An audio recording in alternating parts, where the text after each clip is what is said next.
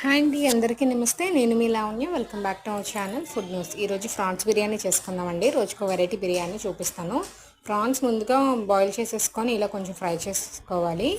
చేసేసుకొని pressure cooker పెట్టుకోవాలి. Pressure కుక్కర్లో గరం మసాలా సామాన్లు అవి వేసేసుకోవాలి. కొంచెం ఆయిల్ వేసేసుకొని ఒక్క విజిల్కి బిర్యానీ అనేది రెడీ అయిపోతుంది. మనకి గ్యాస్ చాలా సేవ్ అవుతుంది. చూస్తున్నారు కదా, ఆయిల్ కొంచెం బాగా బాయిల్ అయిపోయింది. మీకు తెలుసు కదా, చెక్క, లవంగాలు, యాలకులు, ఇంకా సాజీరా ఇవన్నీ వేసేసుకొని ఆనియన్, పచ్చిమిరపకాయలు, గ్రీన్ చిల్లీ వేసేసుకొని కొంచెం బాగా ఫ్రై అవ్వాలండి.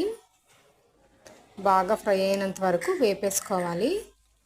చూస్తున్నారు కదా, ఇలా వేపేసుకొని అందులోనే కొంచెం అల్లం వెల్లుల్లి పేస్ట్ వేసుకోవాలి. ఇది బాగా వేగిపోయిన తర్వాత ఈ రకంగా వేగాలండి. వేగిన తర్వాత అల్లం వెల్లుల్లి పేస్ట్ వేసేసుకోవాలి తగినంత.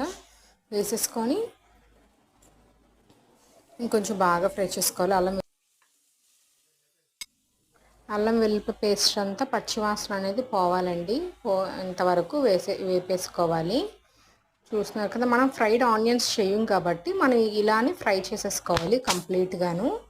చేసేసుకొని గరం మసాలా పొడి అండి చాలా తక్కువ వేసుకుంటాను, ఎందుకంటే పిల్లలకి చేస్తాను కాబట్టి అది ఇన్స్టెంట్గా తయారు చేసేసుకోవచ్చు. సాల్ట్ ఒక 2 టేబుల్ స్పూన్స్ వేసేసుకొని సాల్ట్ టేస్ట్కి సరిపడా సాల్ట్ వేసేసుకోవాలి. ఎందుకంటే ఇంకా కర్రీతో తినం మేము, పిల్లలు తినరు. సో అందుకే ప్లెయిన్గానే తింటారు బిర్యానీ. సో అందుకనే వేసేసుకొని చూస్తున్నారు కదా, హాఫ్ ఫ్రై చేసుకున్న ప్రాన్స్ వేసేసుకోవాలి. మిగిలిన హాఫ్ కర్రీ వండుతున్నానండి. ఆల్రెడీ నేను కర్రీ వండానండి, అది షార్ట్స్లో ఉంది, ఒకసారి చూడండి వెళ్ళి చూడాలనుకుంటే.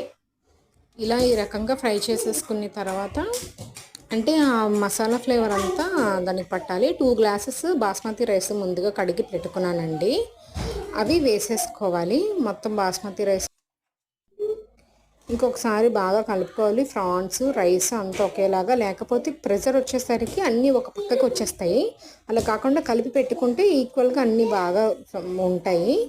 ఈ గ్లాస్తో నేను 2 గ్లాసెస్ వాటరు, 2.5 గ్లాసెస్ వాటర్ తీసుకున్నాను. రైస్ 2 గ్లాసెస్ తీసుకుంటే 2.5 గ్లాసు వాటర్ తీసుకొని కొంచెం బాగా మిక్స్ చేసేసుకొని ఒక్క విజిల్కి ప్రెషర్ పెట్టుకోవడమే. చూస్తున్నారు కదా,